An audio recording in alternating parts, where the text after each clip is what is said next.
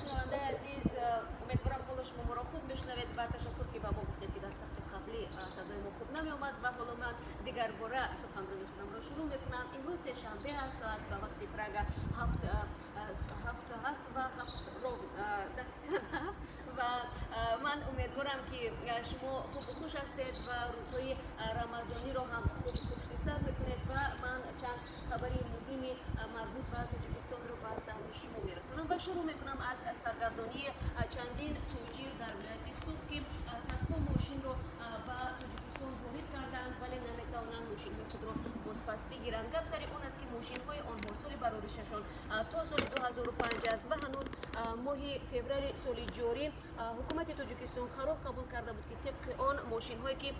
تا سال 2005 برآورده شدند دیگر حق وارد شدن به تاجیکستان را ندارند. اما این تاجران میگن که وقتی که این قرار قبول شد الکی ماشین های آنها در راه بود. از جمله یکی از این صاحبکاران در صحبت با رادیو آزادی گفت او 8 ماشینش در توقفگاه نگاه داشته می شود و زمانی که ماه فوریه این قرار به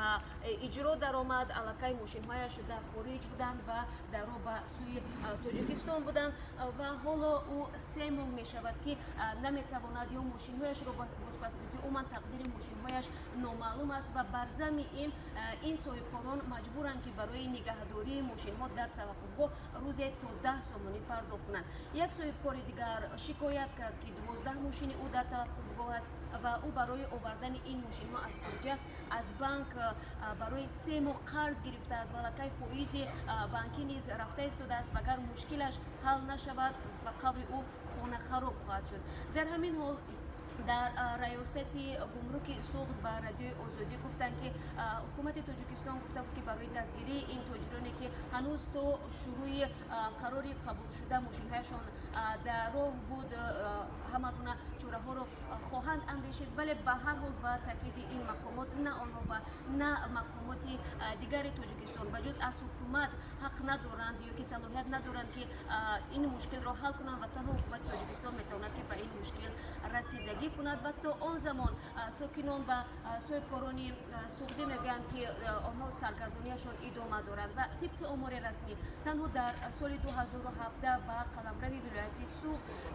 تا 10,000 ماشین وارد شده است که استحصالشان تا سال 2005 بوده است. خب با ما هم منتظر میشیم و امیدواریم که مشکلات این صاحبکاران به زودی رفع خواهد شد. خبر دیگری ما مربوط به جنگجویان تاجیک در صف گروه‌های دولت اسلامی است و باید گفت که وزارت کارهای داخلی کارمندان این نهاد طول چند وقت اخیر با پیوندان جنگجویان احتمالی صحبت دارند و به آنها گفتند که آنها باید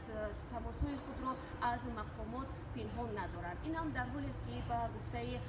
مقامات حفظی حقوق به آنها معلوم شده است که حالت‌های وجود دارند که پیوندان جنگجویان تاکنون با دختران و یا پسران خود در زیر همون گروه‌های داعش تماس میگیرند ولی این تماس ها را از مقامات پنهان می‌دارند. آنها از جمله یک مثال میارند که اخیراً یک عائله رو معین کردند که فرزند آنها 2 سال پیش در پایگرد قرار داشت برای که اون عضو داعش بود ولی او در سال 2015 از تحت قلمرو داعش فرار میکند و طول 2 سال طریق کشورهای مختلف بالاخره به تاجیکستان میرسد و به حکومت تاجیکستان خود را تسلیم میکند و به احتمال بیشتر او را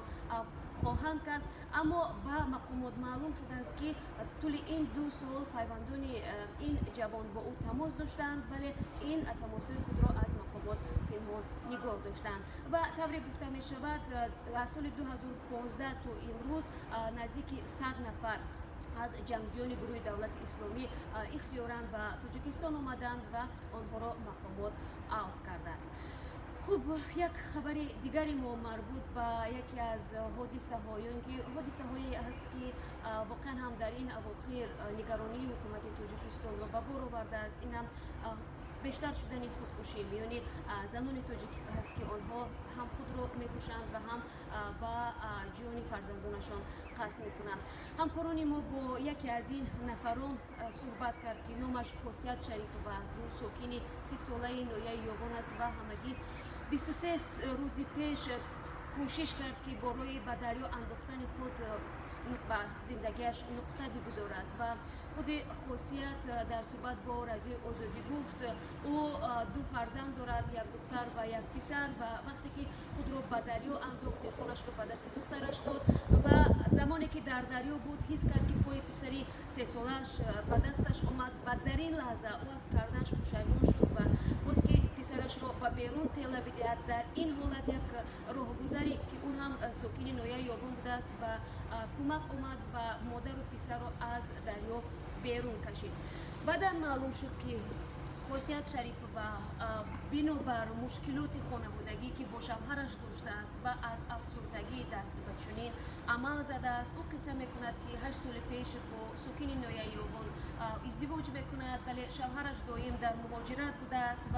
او همگی دختری 6 سالش را یک بار و پسری 3 سالش را عموما ندیده است و دویم در بین آنها و شوهرش که در مهاجرت بوده است جنجال می شده است و او 2.5 سال پیش فرزندانش را با همراهی زنش جواب می دهد، ولی در این مدت برای آنها کمک مالی نمی رساند و وقتی که همسرش می خواهد طریق دادگاه از او الیمنت بزیتاند، شوهرش می گوید که او مبلغ ندارد و این ناامیدی باعث آن می شود که خود را به دریا می اندازد و حالا مقامات تاجیکستان این دختر را با روانشناسان تامین کردند و کوشش میکنند که او را از حالت افسردگی بیرون برارند. خلاصه مردان عزیز، باید گفت که وقتی که شما یک نفری رو به زنی میگیرید باید بدونید که مسئولیت شما در نزد این زن هست. وقتی که این زن دو فرزندی که فرزند به دنیا میارد، مسئولیت شما در نزد قانونگذاری تاجیکستان و پیش از همه در نزد قانون الهی بازم بیشتر بشد. خلاصه این خبرهای ما بود و